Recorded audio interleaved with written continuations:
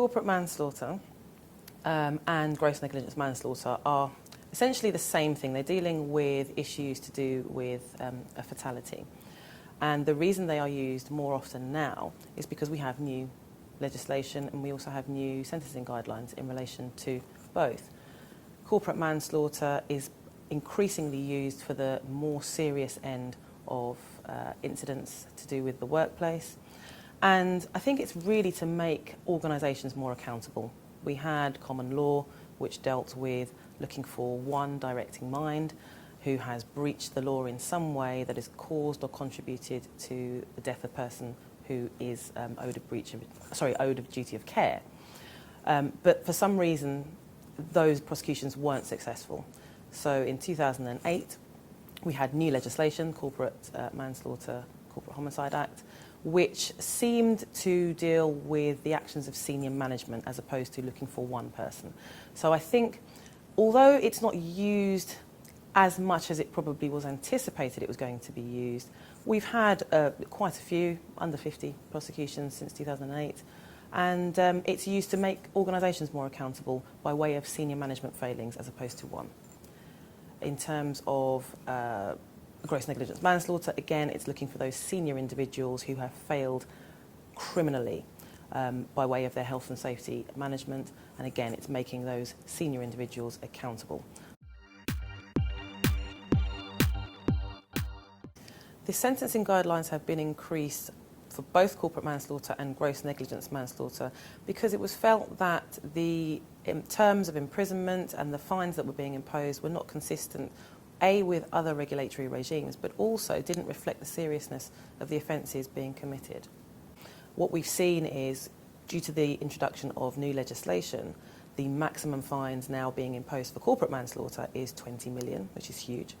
And for gross negligence manslaughter, the suggestion is starting point of 8 years imprisonment for those serious failings on individuals' parts.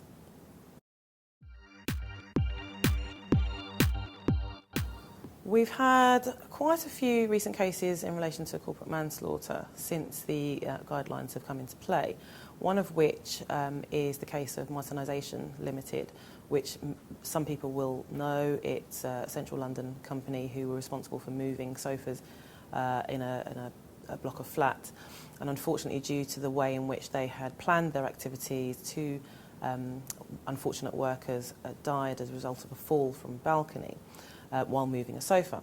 Now, the company itself were prosecuted for corporate manslaughter and received a fine of £1.2 million for each death, and the managing director himself was also prosecuted under health and safety legislation and received 14 months imprisonment for his serious failings.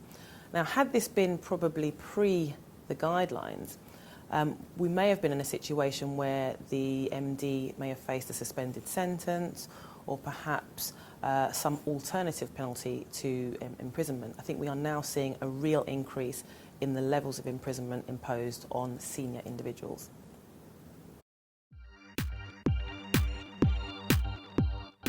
There are a number of things that organisations and its individuals can do to mitigate the likelihood of prosecution in the event of a health and safety failing.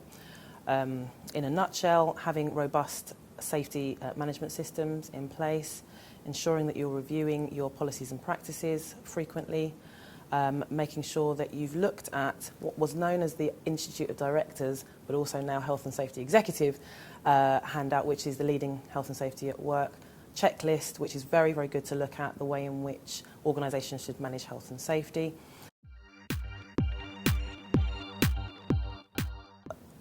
When a fatality occurs, it's probably one of the worst things that an organisation and its individuals will go through. There's a lot of panic, there's having to deal with the reputational issues, and people want to limit the amount of risk that they're exposed to. So one of the things is actually to limit the amount of information that goes out, have a core team that manages the incident itself and making sure internally it's reported to the right people.